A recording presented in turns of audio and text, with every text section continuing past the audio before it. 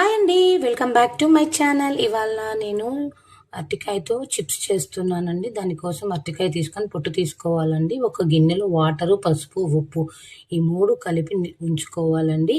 మనం అరటికాయని రౌండ్‌గా కట్ చేసుకొని ఈ పసుపు నీళ్ళలో వేసుకోవాలండి. పసుపు నీళ్ళలో వేసుకోవడం వల్ల అరటికాయ ముక్కలు నలుపు కావు, జిగట అనేది కూడా ఉండదండి, ఉప్పు ఉంటుంది కాబట్టి.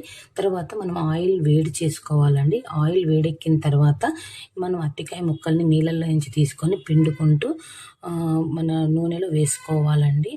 తరువాత ఇవి అరటికాయ ముక్కలు వేగే లోపల మనం ఎల్లిపాయలని వేరే బౌల్‌లో దంచుకొని తగినంత కారము, తగినంత ఉప్పు ఇవి ఎల్లిపాయ కారంలాగా రెడీ చేసుకోవాలండి. అంతేనండి.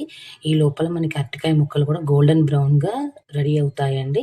మనం బౌల్‌లోకి షిఫ్ట్ చేసుకోవడమేనండి. అంతేనండి. చాలా క్రిస్పీగా, టేస్టీగా ఉంటాయండి. Thank you for watching my channel. Please like, share and subscribe.